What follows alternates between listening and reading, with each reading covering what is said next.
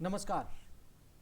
पिछले 2 महीने से कृषि कानून में हुए संशोधन के बाद दिल्ली के आसपास के इलाके में किसानों का आंदोलन चल रहा है और ये आंदोलन कई रूपों में देखने को हम सबों के सामने में आ रहा है।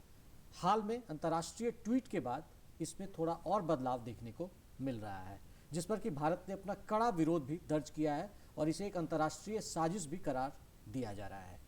क्या कुछ इसके मायने हैं और किसान आंदोलन को क्या ये डाइवर्ट करने की कोशिश है या क्या कुछ इसके जमीनी रूप हो सकते हैं, इन तमाम पहलुओं पर हम चर्चा करेंगे। हमारे साथ स्टूडियो में खास मेहमान के तौर पर वरिष्ठ पत्रकार पीटीआई के इंदुकान दीक्षित जी हैं। बहुत बहुत स्वागत है आपका इंदुकान जी। नमस्कार। तो हम आपसे चर्चा करेंगे और जानने की कोशिश करेंगे कि किसान आंदोलन पर ये जो सेलिब्रिटीज़ का एक तरीके से अंतर्राष्ट्रीय ट्वीट जो आया है उसके बाद क्या इसके परिदृश्य में बदलाव हुआ है और उसके बाद लगातार एक के बाद अन्य दूसरे सेलिब्रिटीज इसमें लगातार जुड़ने लगे और कूदने लगे। तो एक तरीके से इसमें एक कह सकते हैं कि एक जो है एक प्रो सेलिब्रिटीज़ का रूप इसमें देखने का आया जो किसान आंदोलन को सपोर्ट कर रहा है और दूसरा एक उनकी जो बात जो उन्होंने रखी है उसका उन्होंने प्रतिकार किया है। तो इन तमाम पहलुओं पर हम चर्चा करेंगे, लेकिन पहले हम वो रिपोर्ट दिखाते हैं कि आखिर क्या कुछ ट्वीट किया गया और किस तरीके से उसके बाद पुलिस ने इस मामले पर खुलासा किया है।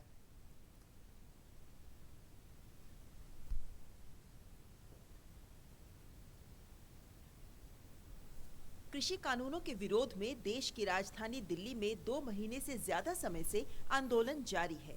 इस बीच किसान आंदोलन को समर्थन देने के नाम पर भारतीय लोकतंत्र को निशाना बनाने की साजिश की परतें खुल रही हैं। कृषि कानूनों को लेकर सोशल मीडिया पर हुए कुछ भड़काऊ ट्वीट्स पर दिल्ली पुलिस की साइबर सेल ने सेक्शन 153A और 120B के तहत केस दर्ज किया है। दिल्ली पुलिस ने इस एफआईआर में किसी का नाम नहीं लिया और जांच जारी है। ये हमारे संज्ञान में आया है और अगर आप 26 जनवरी और उसके आसपास के इवेंट्स को देखें तो आपको ये मालूम होगा कि ये बिल्कुल कॉपी कैट बिल्कुल एग्जीक्यूशन था।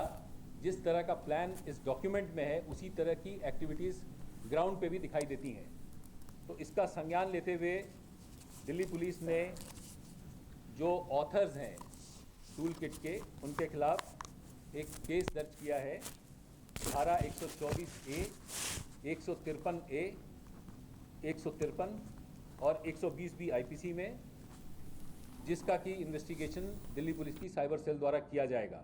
केंद्र सरकार ने किसानों के मसले पर हो रहे कुछ अंतरराष्ट्रीय ट्वीट्स को साजिश बताते हुए हमला बोला है। जो टूल किट का मामला है वो बहुत गंभीर है और साफ होता है कि कुछ ताकतें, विदेशी ताकतें भारत को बदनाम करने की साजिश कर रहे हैं। तो इस पर जरूर हम बाद में प्रतिक्रिया देंगे। मीडिया के जरिए किसान आंदोलन पर कुछ विदेशी हस्तियों द्वारा की जा रही बयानबाजी पर भारत में कड़ी प्रतिक्रिया देखी जा रही है। ऐसी सनसनी फैलाने वालों के खिलाफ कड़ा जवाब देते हुए इंडिया टुगेदर और India against propaganda hashtag social media पर छाया हुआ है।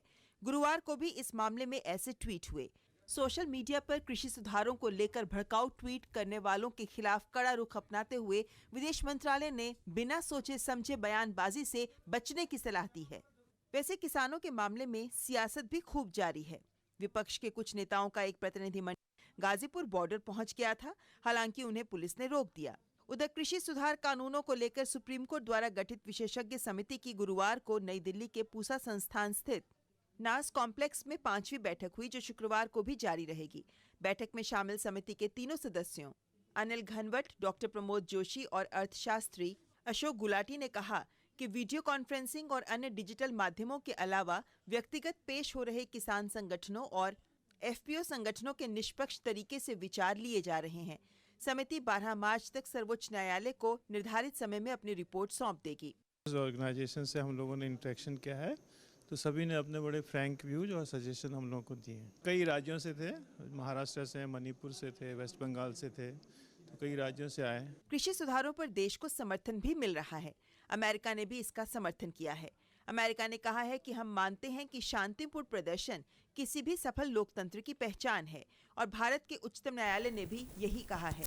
अमेरिका वार्ता के जरिए दोनों पक्षों के बीच मतभेदों के समाधान को बढ़ावा देता है। अमेरिका उन कदमों का स्वागत करता है जिससे भारत के बाजारों की क्षमता में सुधार होगा और निजी क्षेत्र की कंपनियां निवेश के लिए आकर्षित होंगी।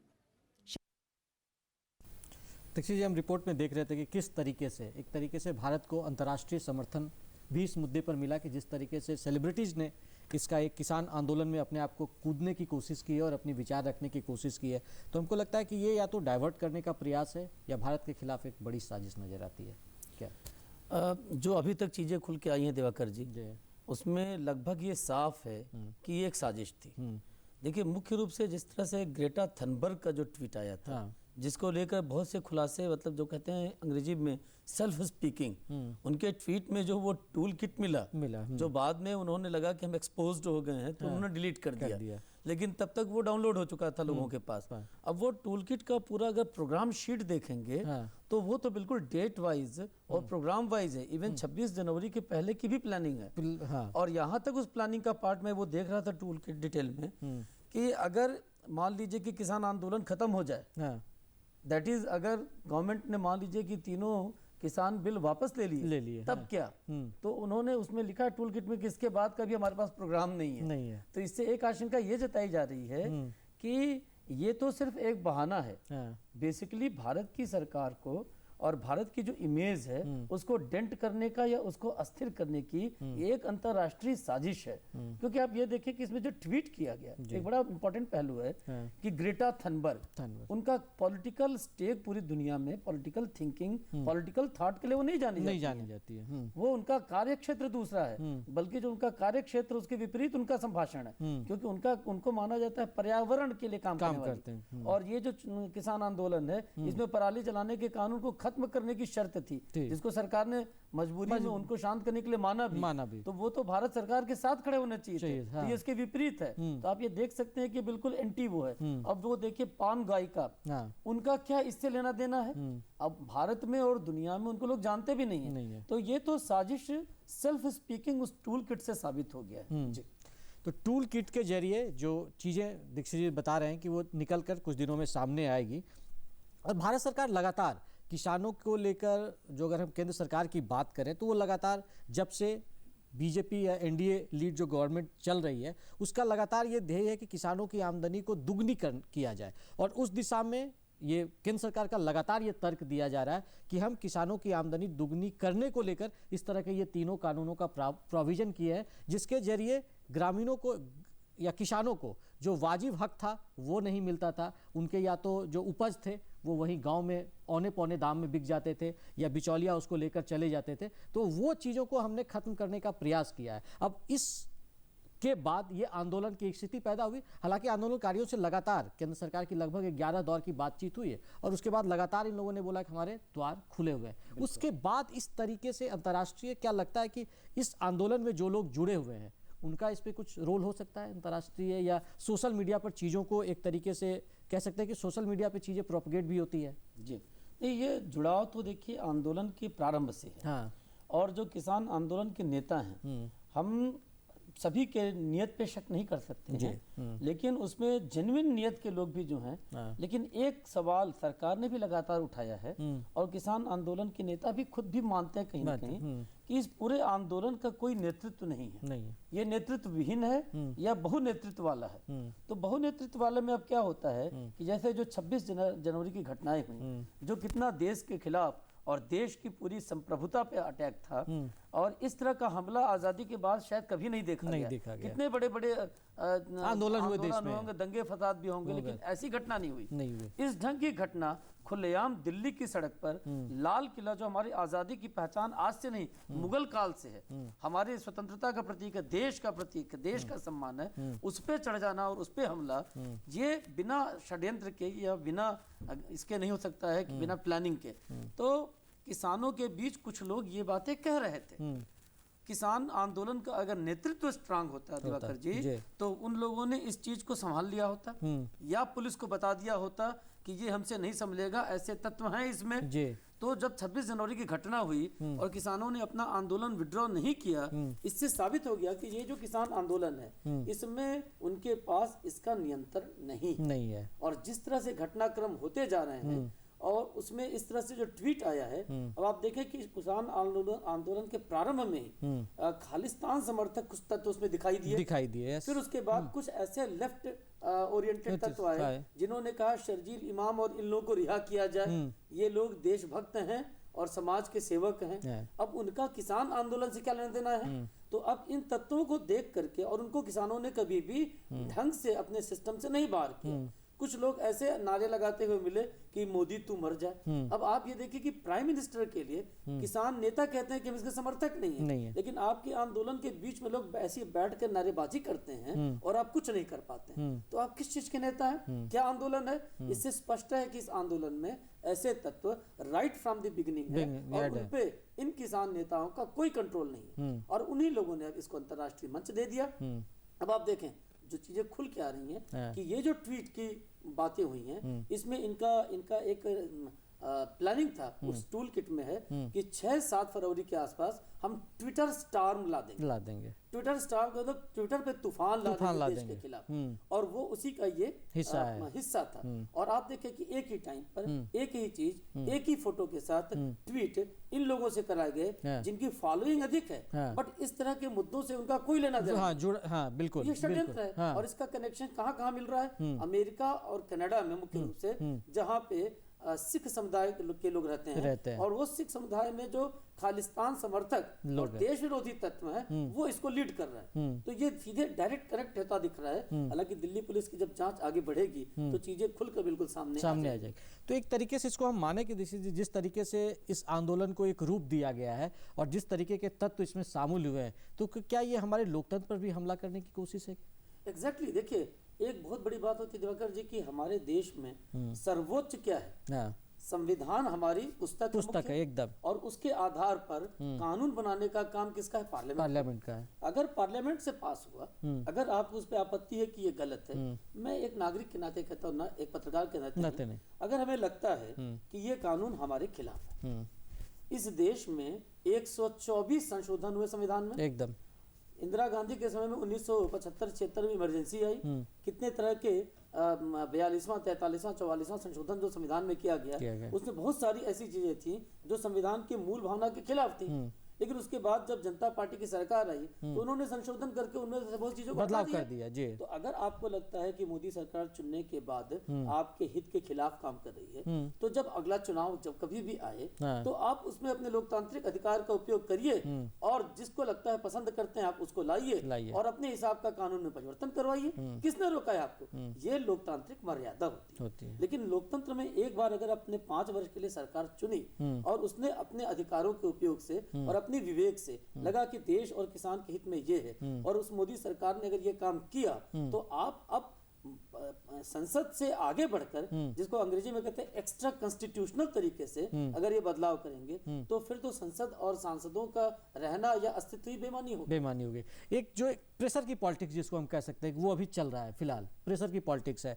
हम कह सकते हैं कि लगभग दर्जन दौर की वार्ता है, 11 दौर खत्म हो चुका है, दर्जन दौर पे होना। और किसान ने लगातार, जो आप 26 तारीख की जो घटनाएं हुई जिसका जिक्र आप कर रहे हैं, उसके बाद भी केंद्र सरकार ने बोला, हो सकता है सख्ती उसके बाद सरकार करती कि भाई जिस तरह से हमारे संप्रभुता पे एक तरह से अटैक किया गया इन लोगों के द्वारा, जो भी उपद्रवी वहां पर शामिल थे, उसके बावजूद सरकार ने अपनी जो एक कह सकते हैं उदारवादी छवि का एक रूप सामने पेश रखा और उसके बाद बोला कि हमारे जो कृषि मंत्री हैं वो किसानों के एक फोन कॉल पर रेडी है कि भाई हम बातचीत करने के लिए तैयार है। तो हमको लगता है लोकतंत्र में इससे बड़ा और संदेश कुछ नहीं हो सकता कि भाई बातचीत का हमारा रास्ता खुला हुआ है, लेकिन आप जो तरीके अपना रहे हैं प्रतिरोध का, प्रतिशोध का, अब तो वर्ड इसको प्रतिशोध कहा जा सकता है, तो क्या ये तरीका बिल्कुल हमको लगता है जायज नहीं होना चाहिए? बिल्कुल नाजायज है। देखिए, मोदी सरकार की एक बड़ी अच्छी चीज है जो देश के लिए उन्होंने किया, मैं पसंद करता हूँ। उसके लिए मैं 2 पंक्तियां करना चाहूंगा कि आपने देखा होगा शेर है कि खुदी को कर बुलंद इतना कि हर तदबीर से पहले खुदा बंदे से खुद पूछे बता तेरी रजा क्या है। तो देश को इस लाइन पर वो आगे ले गए। आज दुनिया में किसी को कुछ करना होता है तो भारत से पूछ के करता है। पूरी दुनिया में भारत की लीडरशिप, जो माना जाता था कि भारत नेता था पूरे देश का, पूरे दुनिया का। और हमारे यहाँ का, हमारी की सभ्यता में है भी, हमारी फिलॉसफी है वसुधैव कुटुंबकम। हम पूरी दुनिया को अपना परिवार मानते हैं। और मोदी जी हमेशा इसी सिद्धांत पर देश को आगे लेके गए और आज देश का सम्मान पूरी दुनिया में बहुत आगे गया। अब ये जो एक लीडरशिप का एस्टेब्लिश हुआ और देश का जो सम्मान एस्टेब्लिश हुआ उसको डेंट करने की एक कोशिश के तौर पर मैं देखता हूं। और ये लोकतंत्र पे हमला के साथ साथ ये जो देश को मजबूत करने का एक अभियान है प्राइम मिनिस्टर नरेंद्र मोदी जी का, उसको उस पे हमला मैं देखता हूं। क्योंकि देखिए मैं दिवाकर जी एक छोटा सा एग्जांपल दूं, इस झारखंड से मैं ऑन रिकॉर्ड कह सकता हूं कि इस पूरे आंदोलन में एक भी किसान नहीं गया। तो अगर किसानों के हित के खिलाफ था और आंदोलन 70वें दिन के आसपास पहुंच रहा है तो एक तो किसान जाता। यहाँ बहुत से विपक्ष के लोग जो केंद्र के विपक्ष में है और यहाँ की सरकार तो महागठबंधन की है, इन लोगों ने प्रयास भी किया तो कोई आंदोलन खड़ा हुआ नहीं हुआ। बेचारे और माझी में रांची के आसपास चले जाइए तो पुदाना में, तोरपा में, जो छोटे छोटे बुंडू में जो किसान हैं वो किसान तो उम्मीद की किरण देख रहे हैं। उनके मैं खुद जाके देखा हूँ दिवाकर जी, एकड़ों जमीन खाली पड़ी है। तो अगर इस कानून के चलते बड़ी कोई कंपनी या कोई बड़ा व्यवसायी आता है और कहता है कि आप जो हमें 1 साल के लिए 5 साल के लिए अपने 50 एकड़ 100 एकड़ गांव के लोग लीज दे दें और हम आपको पर एकड़ 20,000, 25,000, 50,000 रुपए जैसे उसकी कीमत हो हम आपको देंगे, खाली पड़ी जमीन पे अगर उत्पादन होगा तो वो कहाँ जाएगा? देश के लिए होगा, उत्पादन बढ़ेगा। दलहन की कमी होती है, कभी किसी चीज की कमी होती है, तेलहन की कमी होती है, हम लोग आयात करते हैं, आर्टिफिशियल तेल कई बार आयात किए जाते हैं एकदम, उसका उत्पादन होगा यहीं पे। यहाँ सब्जियां होंगी, पूरे झारखंड में एक फसल होती है, 2 फसल की आवश्यकता है। अगर थोड़ा मैकेनाइज्ड और साइंटिफिक ढंग से अगर एग्रीकल्चर होगा तो 2 फसलें यहाँ लोग मानते हैं और कई जगह पिछले सरकारों ने शुरू भी कराया सफलतापूर्वक। इजराइल से लोग ट्रेनिंग लेके आए थे। तो ये जो चीजें हैं इसको बड़ी कंपनियां अगर आके करती हैं तो जो किसान की बंजर जमीन है अगर उसका उपयोग होता है तो ये इस कानून के थ्रू हो सकता है। उसमें एग्जाम्पल जैसा कि आप बोल रहे थे कि आप भी कुछ इलाकों में भी घूम कर आए तो देखे, तो हम भी इस दौरान कई जगहों पर गए थे। उसमें जो एकदम एक तरीके से ग्राउंड, हम कह सकते हैं कि ग्राउंड रिपोर्ट ये थी कि मुझे कई ऐसे लोगों से, फार्मर से बातचीत मेरी हुई जो ई-नैम प्लेटफॉर्म जिसकी हम लोग बात कर रहे हैं कि कृषि में क्षेत्र में सुधार की बात लगातार केंद्र सरकार की ओर से हो रही है, उसमें ई-नैम जो एक बहुत बड़ा प्लेटफॉर्म है वो कोरोना काल में उसकी अहमियत समझ में आई लोगों की। और कोरोना काल ने हमें बहुत कुछ, उस पर भी हम चर्चा करेंगे, बहुत कुछ सिखाया भी है और एक कह सकते हैं कि आगे के लिए हमारी सोच को भी उसने डेवलप किया है। तो ई-नैम प्लेटफॉर्म जो था, जो किसान बेचारे जिनके पता चला उनके खेत में खीरा हो गया लेकिन मार्केट में क्योंकि रेट नहीं था तो वो 2 रुपये बेचारे वहीं खेत में बेच देते थे। लेकिन ई-नैम प्लेटफॉर्म होने की वजह से क्या हुआ, उसने अपना खीरा का फोटो एक लगा के ई-नैम में रजिस्टर कर दिया। पता चला उसको बंगाल के जो फार्मर्स है उसने सीधे ऑर्डर उसको 10 रुपये किलो का दे दिया। तो सोचिए कि इस तरह के प्लेटफॉर्म होने से जो वो बिचौलिया जो उसके गांव में आता था वो 2 रुपया या 1 रुपया में लेके चला जाता था उसको अब डायरेक्ट वो चीज़ 10 रुपया मिलता है। तो हमको लगता है इस तरह के कानून का प्रोविजन होने से हमको लगता है उसके खिलाफ में थोड़े बिचौलिए भी हैं। बिल्कुल, इसमें एक चीज मैं एक भी करना चाहूंगा कि देखिए पूरे देश के केंद्र सरकार के आंकड़े के हिसाब से पूरे देश में लगभग 11 से 12 करोड़ किसान परिवार हैं एकदम, और किसानी पे आधारित उनके आधार पे आप देखेंगे तो 50 से 60-70 करोड़ जनता सीधे उस पर आधारित जुड़े हुए हैं। अब आप देखें कि 11-12 करोड़ किसान परिवारों में से जिनके मुखिया मान लीजिए कि किसान है अगर केवल, तो 11 करोड़ किसान, और उसमें जो किसान इसके खिलाफ में हैं वो लगभग अगर पूरी तरह से विरोध में आज दिख रहा है वो पंजाब राज्य दिख रहा है और थोड़े बहुत हरियाणा, उत्तराखंड के कुछ हिस्सों के, हरियाणा के, और ज्यादातर जो सिख हैं वो समुदाय के लोग दिख रहे हैं। तो वो उनकी पूरी संख्या अगर आप ले लें तो दैट इज अराउंड 9 लाख किसान। 11 करोड़ किसान का जो हित है वो महत्वपूर्ण है या 9 लाख? तो आपने बिल्कुल सही कहा कि 9 लाख भी अगर पूरे नहीं है, लेकिन हम मान लें कि अगर पूरे भी पूरा भी रिप्रेजेंटेटिव है तो उनको भी बातचीत में इंगेज करके सरकार ये कह रही है कि पार्लियामेंट सबसे बड़ा सॉवरेन है, सॉवरेन कंट्री का सॉवरेन निशानी पार्लियामेंट होता है, एकदम उसने पास किया है। आप इसमें क्या संशोधन हो सकता है बताइए? तो पहले उस पर बात हुई, जब तार्किक बातों पे बात नहीं बनी किसानों के मन की तो उन्होंने कहा कि एकदम अड़ गए कि इनको आप वापस करिए तभी कोई बात होगी। अब आप ये देखें कि सुप्रीम कोर्ट के इंटरवेंशन पर पराली जलाने पर रोक के लिए कानून लेकर के अध्यादेश लेकर आई सरकार, लेकिन इनके खुश करने के लिए और लगा कि इनको परेशानी हम कोई और रास्ता देखेंगे, उस कानून पे अमल रोक दिया सरकार ने। इतना बड़ा एक तरह का समझौता हुआ पर्यावरण के साथ, उस पे अंतरराष्ट्रीय कहीं से आवाज नहीं आई सपोर्ट में सरकार की।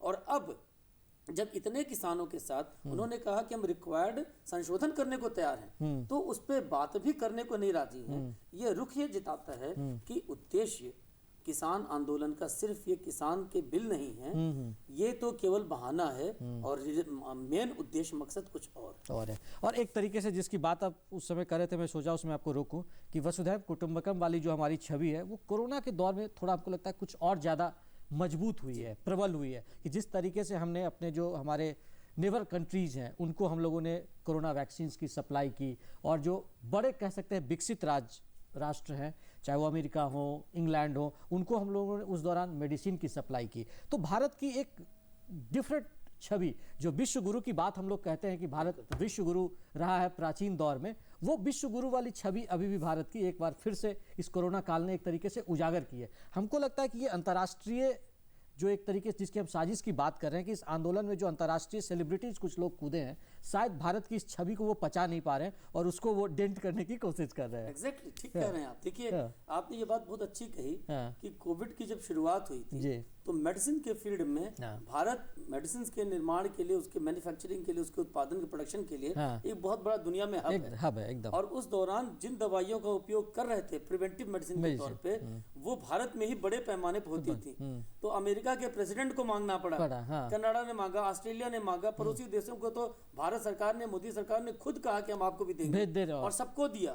अपने यहाँ भी मैनेज किया और उनको भी दिया मैत्री के रूप में, मुफ्त में। बिल्कुल। और कई विपक्षी उस समय पार्टियों ने तो ये सवाल भी उठाए कि अपने यहाँ नहीं संभला उधर दे रहे हैं। अब आप सोचिए कि अगर भारत में कंट्रोल नहीं हुआ होता सिस्टम ठीक से और थोड़ा फैला होता, तो उस दवाई को जो बाहर हम लोगों ने दिया दुनिया में और देश की इमेज को आगे बढ़ाया और वसुधैव कुटुंबकम वाली बात को और ऊपर स्तर पे ले गए, तो उसी में विपक्ष और राजनीति शायद करता कि देखिए अपने यहाँ लोग मर रहे हैं और ये दवाई बांट रहे हैं, दान दे रहे हैं। आपको याद होगा कि ट्रंप ने उस समय जल्दबाजी में एक ट्वीट किया था कि अगर भारत हमें नहीं देगा तो हम कुछ एक्शन के भी विचार करेंगे। तो उसकी जरूरत ही नहीं पड़ी।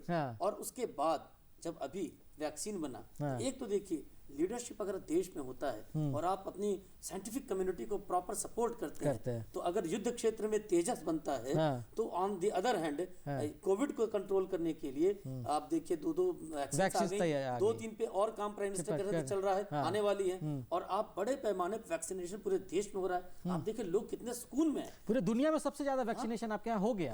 और विदेशों में तो छोड़ दीजिए, अपने देश में हर कोने में लोगों को ये लग रहा है कि अब हमें कुछ नहीं होगा। और मतलब ऐसा लगता है कि अभी कोरोना है, खत्म नहीं हुआ, लेकिन लोगों को लगता है कि लाइफ एज यूजुअल हो गया है। और दुनिया में जिस तरह से कोविशील्ड और बाकी जो वैक्सीन कोवैक्सीन दी जा रही है, उनकी खेप सबसे पहले देखिए मोदी सरकार का ये बड़ा अच्छा है कि पड़ोसियों को दिया, फिर आप ब्राजील को दे रहे हैं, ऑस्ट्रेलिया को दे रहे हैं, और देशों में भी दुनिया की यूरोपियन कंट्रीज में भेज रहे हैं। इससे देश वाकई जो एक कहा जाता था सपेरों का देश, अंग्रेज लोग हमारी छवि बनाते थे। अब लगता है कि ये वाकई विश्व गुरु है और हम फ्रंट से लीडिंग फ्रॉम द फ्रंट।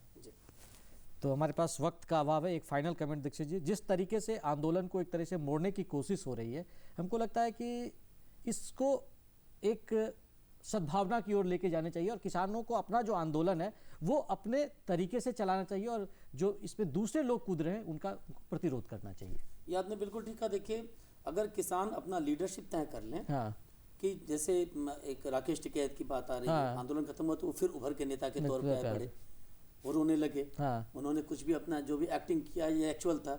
अगर एक लीडरशिप डेवलप हो जाए और वो ये तय कर दे कि हमारे यहाँ कोई असामाजिक तत्व और भारत विरोधी तत्व को हम मत तो नहीं देंगे। हो सकता है कि उनकी इच्छा नहीं रही ऐसे ट्वीट्स की, लेकिन आ गए तो उनको बयान जारी करना चाहिए था कि हम इसके समर्थन में नहीं है। लेकिन कुछ लोगों ने सवाल उठाया, देखिए हमारे आरजेडी के सांसद थे और विपक्ष पे कांग्रेस के एक ट्वीट से क्या होता है, ऐसा नहीं होता है। छवि बनती है सदियों में और बिगड़ती है एक लाइन से, एक गलती से घर जल जाता है। वो तो कहावत भी है सब जगह की, भाई आपने एक गलती कर दी, आपकी जिंदगी भर की सारी कमाई धुल गई। इज्जत ऐसी कमाई जाए जो एक लकीर से काली पुत जाती है और बनाने में सदियों लग जाते हैं। तो इसलिए इस इज्जत को बचाने के लिए जितना धर्म देश की सरकार का है उससे ज्यादा किसान का है। किसानों का ये देश है, किसानों को लोग याद करेंगे, इतिहास में याद करेंगे। वो एक बड़ा जेस्चर दिखाएं और अगर सरकार बातचीत कर रही है 1.5 साल के लिए, इसको उन्होंने कहा है कि होल्ड पे करने के लिए भी तैयार है। सुप्रीम कोर्ट का भी मत है, इस रास्ते पे आए और इस तरह की जिद छोड़ें जिससे कि जो किसान 9 लाख 10 लाख भी अगर पंजाब के भी हमारे भाई हैं वो सड़क पे हैं तो वो सड़क से हटें और अपने घरों को जाए। खेती बाड़ी का समय है, गन्ने का समय है, मिल में भेजना है, अपने काम में लगे और सरकार पे विश्वास करें। और लगता है कि सरकार उनके मन का काम नहीं करती है तो चुनाव लोकतंत्र में है, आप अपना मत से अपने और विरोध का तरीका जी कर सकते हैं। तो दीक्षित जी का बहुत बहुत शुक्रिया, उन्होंने हमारे लिए वक्त निकाला और आपको समझाया कि किस तरीके से किसान आंदोलन को लेकर गतिविधियां चल रही है और एक अंतर्राष्ट्रीय ट्वीट के बाद जो माहौल बदला है उसको किस तरीके से उसका प्रतिकार होना चाहिए और किस तरीके से उसका विरोध होना चाहिए वो भी उन्होंने बताया। इस पर हम लगातार आपको अपडेट देते रहेंगे और चर्चा में हमारे साथ दूसरे मेहमान भी जुड़ेंगे, लेकिन फिलहाल दूरदर्शन की टीम को दीजिए इजाजत। नमस्कार।